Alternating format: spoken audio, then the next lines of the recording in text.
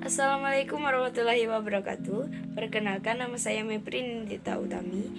Saya dari Tadris Bahasa Inggris 1C. NIM saya 20551032. Di sini saya akan menjelaskan atau menceritakan tentang kisah mengharukan tentang seorang pendosa yang merasa terhina. Dalam kalam hikmah Syekh Ibnu At-Taillah As-Syakandari mengatakan bahwa dosa yang melahirkan rasa penyesalan lebih baik ketimbang taat yang melahirkan kebanggaan dan kesombongan.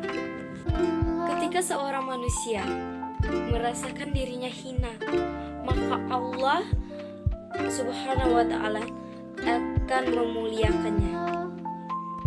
Namun dikala seorang manusia meninggikan dirinya, maka Allah akan merendahkannya. Orang yang beribadah namun tidak melainkan rasa kehinaan, ibadah tidak memiliki makna dikarenakan ruh dari ibadah adalah sifat penghambaan diri di hadapan kebesaran Allah Subhanahu wa taala. Dan di sini saya akan bercerita tentang diriwayatkan dari Aban bin Ayyashi. Beliau bercerita, pada suatu hari aku beranjak keluar di tempatnya Anas bin Malik di Basra. Tiba-tiba aku melihat ada sebuah jenazah yang dibawa oleh 4 orang berkulit hitam, dan tidak ada seorang pun selain mereka. Aku berkata dalam hati, subhanallah, apa yang terjadi di kota Basra? Seorang jenazah muslim tidak ada yang mengikuti proses pemakamannya. Sungguh aku adalah orang yang kelima di antara mereka. Aku terus mengikuti hingga jenazah itu diletakkan di tempat sholat. Mereka mempersilahkan agar aku menjadi imam. Lalu aku mengunjurkan agar mereka juga menolak seraya berkata, kami berempat sama, tidak bisa apa-apa. Maka akhirnya aku pun mengimami sholat untuk jenazah yang malam ini. Setelah selesai sholat, aku bertanya kepada mereka, apa yang terjadi sebenarnya? Mereka berkata, kami ini orang bayaran. Kami disewa untuk Kami ini orang bayaran.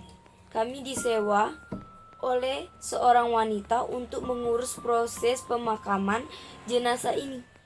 Singkat cerita, akhirnya jenazah ini tiba di tempat pemakaman dan selesai dikuburkan. 1 jam kemudian, akhirnya seorang wanita dimaksud tiba di depan kami sambil tersenyum-senyum. Tentu saja hal ini membuat rasa penasaranku semakin menjadi-jadi. Aku mendesak agar wanita ini menceritakan sebagaimana kejadian yang sebenarnya. Bagaimana mungkin dalam kondisi musibah, belum lagi malangnya jenazah ini yang tidak pengantarannya, wanita ini malah terlihat begitu gembira. Wanita itu bercerita, jenazah ini adalah anakku. Selama hidupnya hampir tidak ada jenis maksiat kecuali pernah dilakukannya 3 hari yang lalu menjelang kematiannya. Ia yaitu sakit.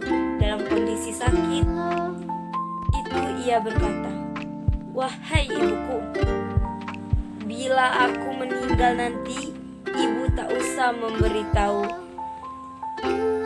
berita kematianku kepada tetangga dan orang-orang di sekeliling kita, karena pasti tidak ada yang menghadirinya. Malah mereka akan mencela kematian.